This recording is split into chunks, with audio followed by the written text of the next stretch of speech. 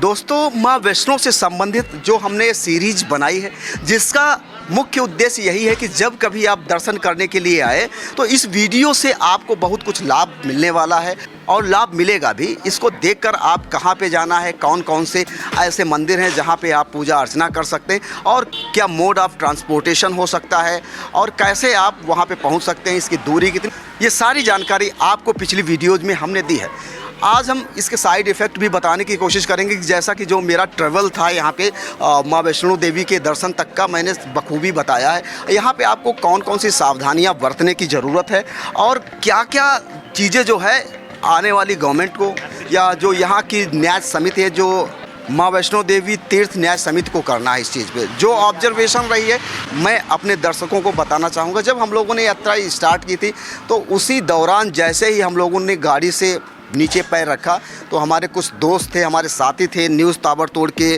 Team थी, वहाँ पे एक मोबाइल भी मिस हो जाता है, चोरी हो जाता है। और ये चोरी कैसे होती है, जैसे ही हम लोग पहुँचते वहाँ पे बहुत सारे लोग जो है, जो लोकल लोग हैं, घेर लेते हैं।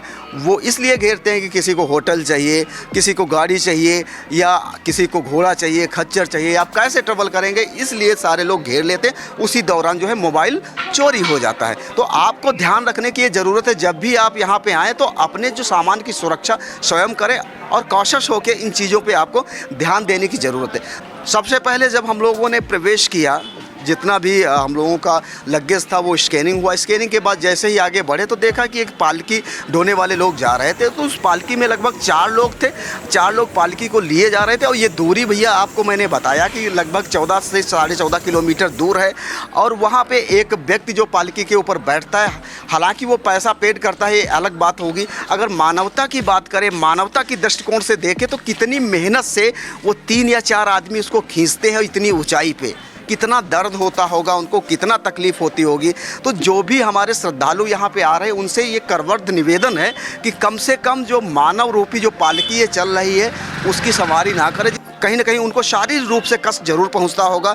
हालांकि इस बात से हो सकता है कि उन्हें बेरोजगारी का सामना करना पड़े, लेकिन सरकार को उनके जीवन यापन के लिए कुछ ऐसी आधारभूत सुविधाएं देनी चाहिए जिससे कि उनका जीवन यापन हो जाए और ये जो कष्ट झेल रहे हैं लोगों को ढोने का, ये दूर किया जा सकता है। दूसरी बात बताना चाहूँगा कि जो घोड़े हैं, खच्चर हैं, वो बेजुबान जानवर 11 से 14 किलोमीटर की ऊंचाई पर चढ़ रहे हैं, मेहनत से जा रहे हैं, वो बोल भी नहीं पा रहे हैं बेजुबान। उन पर बैठे हुए इंसान आसानी से हंसते हुए जा रहे हैं, हालांकि उनने पैसा दिया है।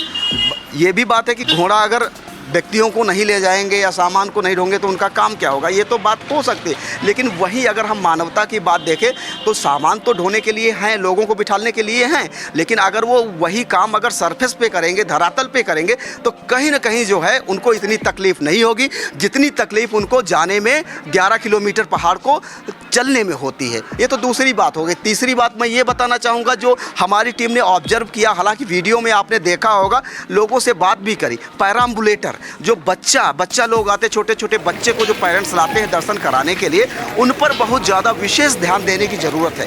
वो बात मैं इसलिए बोल रहा हूँ कि जो पैराम्बुलेटर वाले हैं, बच्चा ढोने वाली जो गाड़ियाँ हैं, पीछे से धक्का लगा के बच्चों को ले जाते, वहाँ पर ना तो कोई सीट बेल्ट है उनके पास जिससे कि बच्चे को सही से टाई कर सके या सुरक्षात्मक रूप से वहाँ पे पहुँचे। हालांकि माता रानी का प्रताप है, माता रानी का आशीर्वाद है, ऐसी कोई इवेंट्स या ऐसी कोई अनहोनी नहीं अभी तक हुई है जिससे कि किसी को हार्म पहुँची हो। लेकिन इन फ्यूचर में इस तरीके की घटनाएं आ सकती, इसको बचाने के लिए जो न्यूज़ ताबड़तोड़ अपील करना चाहता है यहाँ की न्याय समिति से कि कम से कम आप लोग ये एसेंशियल कर दीजिए, एक छोटा सा हेलमेट बना हो बच्चों के लिए, उनके सर पे लगा हो, जिससे अगर इस तरीके की घटनाएं होती तो उन पे लगाम लगाई जा सकती है। साथ में अच्छी तरीके से सीट बेल्ट को बांध लेना भी नितांत आवश्यक है। अब जो सबसे प्रमुख बात ये है कि जब हम लोग ट्रैवल कर रहे थे तो जो रूट था, जो रास्ता था, एक ही रास्ते में व्यक्ति जा रहे हैं, एक ही रास्ते में घोड़े जा रहे हैं। अब व्यक्ति और घोड़े दोनों साथ में चल रहे हैं तो कहीं ना कहीं ये जानवर हैं, पशु है, कहीं भी हिंसात्मक हो सकते हैं जिससे ऊपर बैठने वाले को भी हानि हो सकती है, साथ में जो आसपास के लोग हैं जो चल रहे हैं उनको भी हानि पहुंचने का डर हो सकता है। वीडियो में आप देखेंगे कि अगर सारी सीरीज़ देखेंगे हमारी तो आपको पता चलेगा बहुत से भांगड़ा बजाने वाले थे जिनकी आवाज़ से भी जो है घोड़े चौंक सकते हैं। हालांकि एक भांगड़े वाले से हमने बात करी थी तो पता चला कि मतलब इस तरीके की कोई घटना नहीं होती है। जो भी घोड़ा चौंकते हैं तो हम लोग बजा के उनको जो है परफेक्ट कर देते हैं, वहीं पे बांधते हैं, जिससे इस तरीके की घटनाएं नहीं होती। लेकिन इसका साइड इफ़ेक्ट ये भी है कि जो रास्ते हैं बहुत गंदगी हो जाती है, बहुत ज़्यादा स्मेल आती है, क्योंकि जो बीट्स होता है इनका घोड़ों का, वो कहीं ना कहीं जो है जो वातावरण को दूषित करता है, जिससे लोगों पे प्रतिकूल प्रभाव पड़ सकता है। हालांकि साफ़ सफाई की व्यवस्था चौकस है, जैसे ही ये लोग निकलते हैं फिर वहाँ पे सफाई चलती है, लेकिन कहीं ना कहीं समिति इस पर भी ध्यान दे तो घोड़े धरातल पे काम करें। और भी मोड ऑफ ट्रांसपोर्टेशन के हो सकते हैं जिससे कि आप वहाँ पे जा सकते हैं। दोस्तों, ये थे साइड इफ़ेक्ट इस यात्रा के जो हमने आप तक पहुंचाने की कोशिश करी। आपकी प्रतिक्रिया इस वीडियो पे क्या है, आप क्या चाहते हैं, कमेंट बॉक्स में जाके अपनी राय जरूर दर्ज करें। मेरा नाम बलवीर कश्यप है, आप देख रहे थे न्यूज़ ताबड़तोड़। न्यूज़ ताबड़तोड़ में बने रहने के लिए धन्यवाद। जय हिंद, जय भारत।